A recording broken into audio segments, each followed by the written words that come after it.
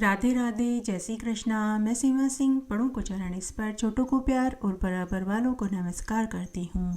आज हम श्री सत्यनारायण व्रत कथा सुनेंगे। भादवा मास में श्री सत्यनारायण व्रत कथा सुनने का बहुत पुण्य फल मिलता है। अगर आप व्रत करते हैं तो साथ में श्री सत्यनारायण व्रत कथा भी सुननी चाहिए। आइए सबसे पहले हम पहला अध्याय सुनते हैं। जय हो श्री सत्यनारायण भगवान की जय।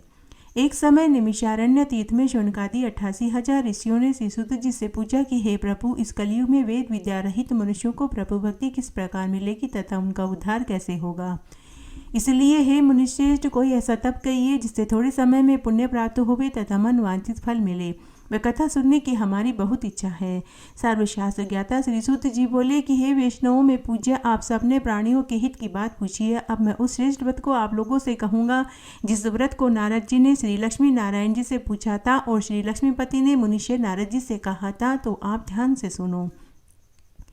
एक समय योगीराज नारद जी दूसरों के हित की इच्छा से अनेक लोकों में घूमते हुए मृत्युलोक में पहुँचे। वहाँ उन्होंने अनेक योनियों में जन्मे हुए प्राय सभी मनुष्यों को अपने कर्मों के द्वारा दुखों से पीड़ित देखकर सोचने लगे कि किसी यत्न के करने से इन प्राणियों की दुखों का नाश हो सकेगा। ऐसा मन में सोचकर नारद जी विष्णुलोक को गए। वहाँ श्वेत वर्ण 4 भुजाओं वाले देवों के ईश नारायण को देखकर, जिनके हाथों में शंख चक्र गदा और पद्म थे, वरमाला पहने हुए थे, नारद मुनि स्तुति करने लगे और बोले कि हे भगवान, आप अत्यंत शक्ति से संपन्न है। मन तथा वाणी भी आपको नहीं पा सकती। आपका आदि मध्य और अंत नहीं है। निर्गुण स्वरूप सृष्टि के आदिभूति व भक्तों के दुखों को नष्ट करने वाले हो। हे भगवान, आपको मेरा नमस्कार है। नारद जी से स्तुति सुनकर विष्णु भगवान बोले कि हे नारद मुनि, आपके मन में क्या है? आपका किस काम के लिए यहाँ आगमन हुआ है? निसंकोच होकर कहो। तब नारद मुनि बोले कि हे भगवान, मृत्युलोक में सभी मनुष्य अनेक योनियों में पैदा हुए हैं और वे अपने अपने कर्मों के द्वारा अनेकों दुखों से दुखी हो रहे हैं। हे नाथ, अगर आप मुझ पर दया रखते हैं तो बतलाइए कि उन मनुष्यों के सभी दुख थोड़े से ही प्रयत्न से कैसे दूर हो सकते हैं। तब विष्णु भगवान बोले कि हे नारद मुनि, मनुष्यों की भलाई के लिए तुमने बहुत अच्छी बात पूछी है। जिस काम के करने से मनुष्य मोह से छूट जाता है वह मैं तुमसे कहता हूँ, तुम ध्यान से सुनो। बहुत पुण्य देने वाला स्वर्ग तथा मृत्युलोक दोनों में दुर्लभ एक उत्तम व्रत है। आज मैं प्रेमवश होकर तुमसे कहता हूँ। सत्यनारायण का यह व्रत अच्छी तरह विधि पूर्वक करके मनुष्य आयु पर्यंत इस संसार के समस्त सुखों को भोग कर मरने के बाद मोक्ष को प्राप्त होता है। श्री भगवान के वचन सुनकर नारद मुनि बोले कि हे भगवान, उस व्रत का क्या फल है, क्या विधान है, किसने यह व्रत किया, किस दिन यह व्रत करना चाहिए, कृपा करके आप मुझे बताइए। मेरी सुनने की तीव्र इच्छा है। विष्णु भगवान बोले कि दुख शोक आदि को दूर करने वाला, धन धान्य को बढ़ाने वाला, सौभाग्य संतान को देने वाला यह व्रत सभी स्थानों पर विजयी कराने वाला है। भक्ति और श्रद्धा के साथ पूर्णिमा के दिन श्री सत्यनारायण भगवान की शाम के समय ब्राह्मणों बंधुओं के साथ धर्मपरायण होकर पूजा करें। भक्ति भाव से नैवेद्य केले का फल, घी, दूध, गेहूं का चूर्ण और सवाइयां लेवे। गेहूं के अभाव में साठी का चूर्ण, शक्कर और गुड़ ले सकता है। सभी भक्षण योग्य पदार्थ जमा करके भगवान के अर्पण कर देवे और बंधु बांधवों सहित ब्राह्मणों को भोजन करावे। तत्पश्चात स्वयं भोजन करे। नृत्य गीत आदि का आचरण करके सत्यनारायण भगवान का स्मरण करते हुए रात्रि जागरण में समय बितावे। इस तरह व्रत करने पर मनुष्य की इच्छा अवश्य पूरी होती है। विशेषकर कली काल में, कलयुग में भूमि पर यही मोक्ष का सबसे सरल उपाय है। दूसरा अध्याय। जय हो श्री सत्यनारायण भगवान की जय। सूत जी बोले कि हे ऋषियों, जिसने पहले समय में इस व्रत को किया, मैं उसका दूसरा इतिहास कहता हूँ, तुम ध्यान से सुनो।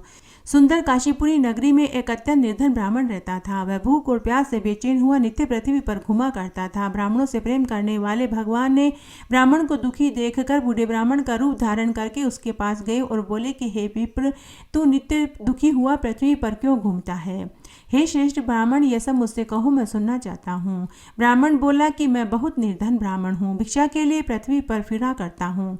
हे भगवान, यदि आप इसका उपाय जानते हैं तो कृपा करके मुझसे कहिए। वृद्ध ब्राह्मण वेश में भगवान बोले कि हे ब्राह्मण, सत्यनारायण भगवान मन वांछित फल को देने वाले हैं, इसलिए तू उनका पूजन कर, व्रत कर, तेरे सारे दुख दूर हो जाएंगे। ब्राह्मण को व्रत का सारा विधान बतलाकर बूढ़े ब्राह्मण का रूप धारण करने वाले श्री सत्यनारायण भगवान वहां से अंतर्ध्यान हो गए। जिस व्रत को वृद्ध ब्राह्मण ने बतलाया मैं उसको करूँगा, यह निश्चय करने पर उसे रात को नींद भी नहीं आई।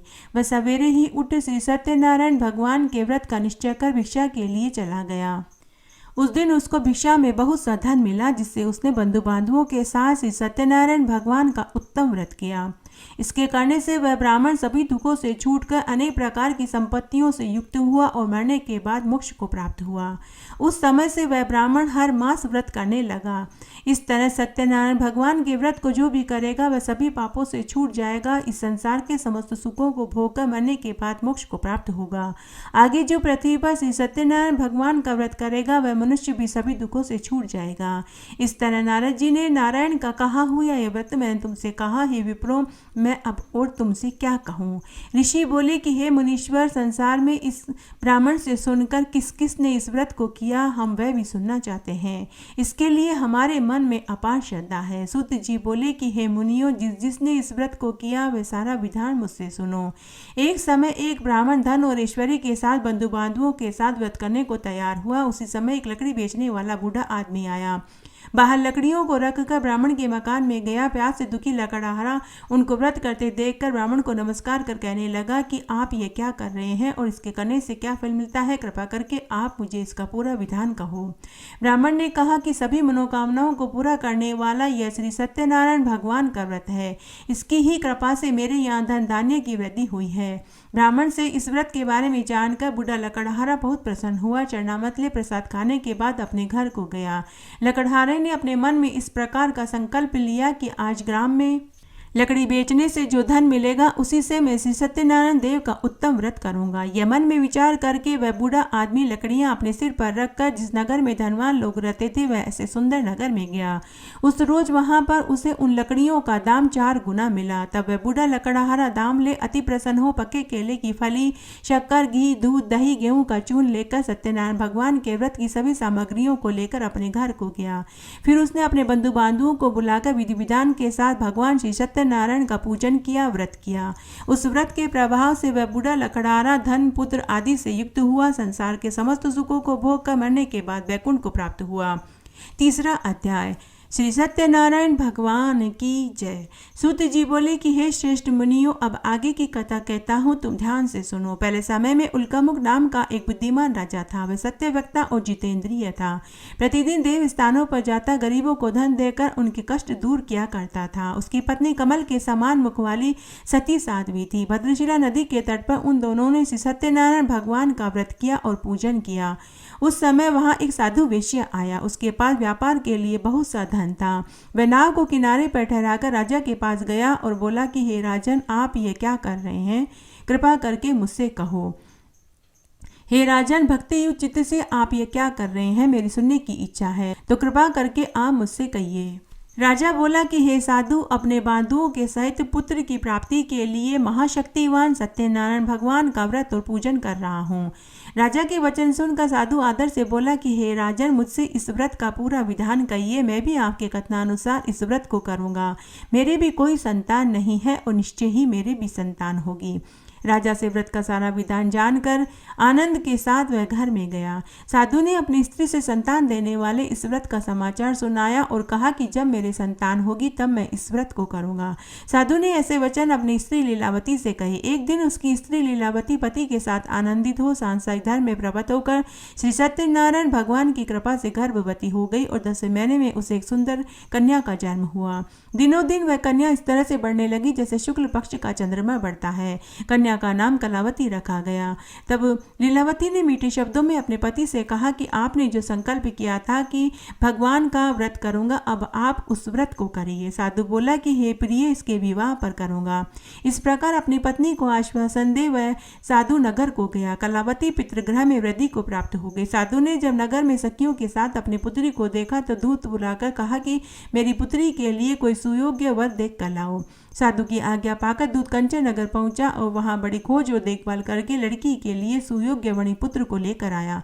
उस सुयोग्य लड़के को देखकर साधु ने बंधु बांधवों सहित प्रसन्नचित्त धूमधाम से अपनी पुत्री का विवाह उसके साथ कर दिया। किंतु दुर्भाग्य से भी वह विवाह के समय व्रत करना भूल गया। तब श्री सत्यनारायण भगवान क्रोधित हो गए और उसे शाप दिया कि तुझे दारुण दुख प्राप्त होगा। अपने कार्य में कुशल साधु बनिया अपने जवाई सहित समुद्र स्थित रत्नपुर नगर में गया, जहाँ दोनों ससुर जमाई चंद्रकेतु राजा की उस नगर में व्यापार करने लगे। एक रोज भगवान सत्यनारायण की माया से प्रेरित कोई चोर राजा का धन चुराकर भाग रहा था, किंतु राजा के दूतों को पीछे से आता देखकर चोर ने घबरा कर भागते हुए राजा के धन को वहीं चुपचाप रख दिया, जहाँ वे दोनों ससुर जमाई ठहरे हुए थे। जब दूतों ने उस साधु वेश्या के पास राजा के धन को रखा देखा तो वे उसे चोर समझकर बांधकर राजा के पास ले गए और बोले कि ये दो चोर हैं जिनके पास आपका धन हमने देखा है। ये दो चोर हम पकड़ कर लाए हैं, देख कर आज्ञा दें। तब राजा की आज्ञा से उन्हें कठोर कारावास में डाल दिया गया और उनका सारा धन भी छीन लिया गया। श्री सत्यनारायण भगवान के शाप के द्वारा उनकी पत्नी भी घर पर बहुत दुखी हुई। घर पर जो धन था चोर चुरा कर ले गए। शारीरिक मानसिक पीड़ा, भूख प्यास से अति दुखित हो अन्न की चिंता से कलावती एक ब्राह्मण के घर गई, जहाँ सत्यनारायण भगवान का व्रत होते देखा। फिर उसने कथा सुनी, प्रसाद ग्रहण कर रात को घर आई। माता ने कलावती से कहा कि पुत्री तू अब तक कहाँ रही, तेरे मन में क्या है?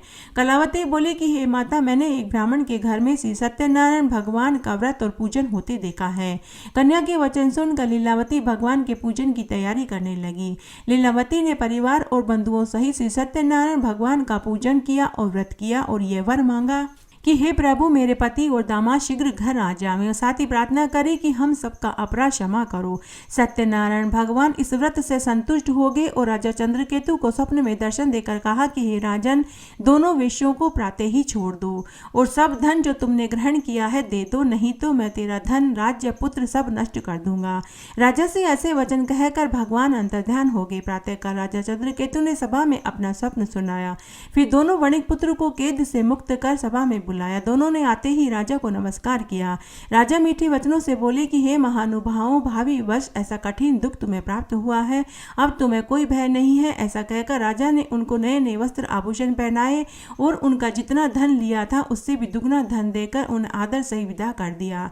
दोनों वेश्या अपने घर को चल दिए। चौथा अध्याय। श्री सत्यनारायण भगवान की जय। सूत जी बोले कि वेश्या ने मंगलाचरण करके यात्रा आरंभ करी और अपने नगर को चला। उनके थोड़ी दूर निकलने पर दंडी वेशधारी सत्यनारायण भगवान ने उनसे पूछा कि हे साधु, तेरी नाव में क्या है? अभिमानी वणिक हंसता हुआ बोला कि हे दंडी, आप ऐसा क्यों पूछते हैं? क्या धन लेने की इच्छा है? मेरी नाव में तो बेल पत्ते भरे हुए हैं। वेश्या का कठोर वचन सुनकर भगवान ने कहा कि तुम्हारा वचन सत्य हो। दंडी ऐसा कहकर वहां से दूर चले गए और समुद्र के किनारे एक पेड़ के नीचे जाकर बैठ गए। दंडी के जाने पर वेश्या ने नित्य क्रिया करने के बाद नाव को ऊंची उठी देखकर चंबा किया और नाव में बेल पत्ते देखकर मूर्छित होकर जमीन पर गिर पड़ा। फिर मूर्छा खुलने पर वह शोक प्रकट करने लगा। तब उसका दामाद बोला कि आप शोक न करें, यह दंडी का शाप है, अतः हमें उनकी शरण में चलना चाहिए, तभी हमारी मनोकामना पूरी होगी।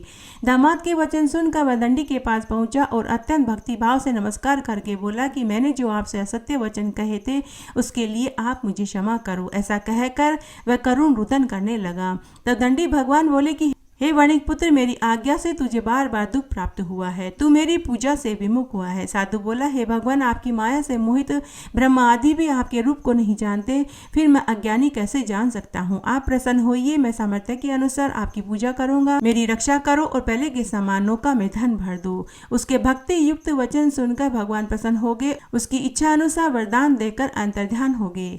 तब उन्होंने नाव पर आकर देखा तो नाव धन से परिपूर्ण थी। फिर वह भगवान सत्यनारायण का पूजन कर साथियों सहित अपने नगर को चला। जब वह अपने नगर के निकट पहुंचा तो दूत को घर भेजा। दूत ने साधु के घर जाकर उसकी स्त्री को नमस्कार किया और कहा कि साधु अपने दामाद सहित नगर के समीप आ गए हैं। ऐसा वचन सुनकर साधु की स्त्री ने बड़े हर्ष के साथ श्री सत्यनारायण भगवान का पूजन किया, प्रसाद ग्रहण किया और पुत्री से बोली कि मैं अपने पति के दर्शन को जाती हूँ, तू कार्य पूर्ण करके शीघ्र आ जाना। माता के ऐसे वचन सुनकर कलावती प्रसाद को छोड़कर पति के पास पहुंच गई। प्रसाद की अवज्ञा के कारण श्री सत्यनारायण रुष्ट हो गए और उसके पति को नाव सहित पानी में डुबो दिया। कलावती अपने पति को न देखकर रोती हुई जमीन पर गिर गई। इस तरह नौका को डूबा हुआ और कन्या को रोता हुआ देखकर साधु बहुत दुखी हुआ और वह बोला कि हे प्रभु, मुझसे या मेरे परिवार से जो भूल हुई है उसे क्षमा करो। उसके दीनहीन वचन सुनकर सत्यदेव प्रसन्न हो गए और आकाशवाणी हुई कि हे साधु, तेरी कन्या मेरे प्रसाद को छोड़कर आई है, इसीलिए इसका पति अदृश्य हुआ है। यदि यह घर जाकर प्रसाद खाकर लौटे तो इसे पति अवश्य मिलेगा। ऐसी आकाशवाणी सुनकर कलावती घर गई और प्रसाद खाकर वापस आई और फिर आकर उसने पति के दर्शन किए। इसके बाद साधु ने बंधु बांधवों सहित श्री सत्यनारायण भगवान का विधि पूर्वक पूजन किया, व्रत किया। उस दिन से वह हर पूर्णिमा को श्री सत्यनारायण भगवान का पूजन करने लगा और व्रत करने लगा, और वह इस लोक के समस्त सुखों को भोग कर मरने के बाद स्वर्गलोक को प्राप्त हुआ। 5वां अध्याय। श्री सत्यनारायण भगवान की जय। सूत जी बोले कि हे ऋषियों, मैं और भी कथा कहता हूँ, वह तुम सुनो। प्रजा पालन में लीन तुंगध्वज नाम का एक राजा था। उसने भी भगवान का प्रसाद त्याग कर बहुत दुख पाया। एक समय वन में जाकर वन्य पशुओं को मारकर बड़ के पेड़ के नीचे आया। वहां उसने ग्वालों को भक्ति भाव से अपने बांधुओं सहित सत्यनारायण भगवान का पूजन करते देखा। राजा देखकर भी अभिमानवश वहां नहीं गया और नहीं नमस्कार किया। जब ग्वालों ने भगवान का प्रसाद उसके सामने रखा तो वह प्रसाद को त्याग कर अपनी सुंदर नगरी को चला गया। वहां उसने अपना सब कुछ नष्ट पाया तो वह जान गया यह सब कुछ भगवान श्री सत्यनारायण ने किया है। तब वह विश्वास कर ग्वालों के समीप आया और उसने विधि पूर्वक पूजन किया, प्रसाद खाया तो सत्यनारायण भगवान की कृपा से सब कुछ पहले जैसा हो गया और फिर वह दीर्घ काल तक सुख भोग कर मरने के बाद स्वर्गलोक को प्राप्त हुआ। जो मनुष्य इस परम दुर्लभ व्रत को करेगा, भगवान की कृपा से उसे धन धान्य की प्राप्ति होगी। निर्धन धनी बंदी बंधन से मुक्त होकर निर्भय हो जाता है। संतानहीनों को संतान प्राप्त होती है। सभी मनोरथ पूर्ण होकर अंत में वैकुंठ धाम को जाता है। जिन्होंने पहले इस व्रत को किया, अब मैं उसके दूसरे जन्म की कथा कहता हूँ, वह तुम सुनो। वृद्ध शतानंद ब्राह्मण ने सुदामा का जन्म लेकर मोक्ष को पाया। उल्कामुख नाम का राजा दशरथ होकर वैकुंठ को प्राप्त हुआ। साधु नाम के वेश्या ने मोर ध्वज बनकर अपने पुत्र को आरे से चीरकर मोक्ष को प्राप्त हुआ। महाराज तुंगध्वज ने स्वयंभू होकर भगवान में भक्ति युक्त कर्म करके मोक्ष को प्राप्त हुआ। जय हो श्री सत्यनारायण भगवान की जय। पूर्णिमा की कथा सुनने के बाद आरती जरूर बोलनी चाहिए, नहीं तो कथा अधूरी मानी जाती है। आइए आप भी मेरे साथ आरती बोलिए। जय लक्ष्मी रमणा स्वामी, जय लक्ष्मी रमणा सत्यनारायण स्वामी, जनपातक हरणा। ओम जय लक्ष्मी रमणा। रतन जड़ित सिंहासन अद्भुत छवि राजे, स्वामी अद्भुत छवि राजे। नारद करत निरंतर घंटा ध्वनि बाजे। ओम जय लक्ष्मी रमणा। प्रकट भये कलि कारण, द्विज को दर्शि दियो, स्वामी द्विज को दर्शि दियो। बूढ़ो ब्राह्मण बन कर कंचन महल कियो। ओम जय लक्ष्मी रमणा। दुर्बल भील कराल, जिन पर कृपा करी, स्वामी जिन पर कृपा करी। चंद्रचूड़ एक राजा, तिनकी विपत्ति हरि। ओम जय लक्ष्मी रमणा। वेश मनोरथ पायो, श्रद्धा तज दीनी, स्वामी श्रद्धा तज दीनी। सो फल भोग्यो प्रभु जी, फिर स्तुति कीनी। ओम जय लक्ष्मी रमणा। भाव भक्ति के कारण छिन छिन रूप धरो, स्वामी छिन छिन रूप धरो। श्रद्धा धारण कीनी, तिनको काज सरो। ओम जय लक्ष्मी रमणा। ग्वाल बाल संग राजा, वन में भक्ति करी, स्वामी वन में भक्ति करी। मन वांछित फल दीना, दीन दयाल हरि। ओम जय लक्ष्मी रमणा। चढ़त प्रसाद सवायो, कदली फल मेवा, स्वामी कदली फल मेवा। धूप दीप तुलसी से राजी सतदेवा। ओम जय लक्ष्मी रमणा।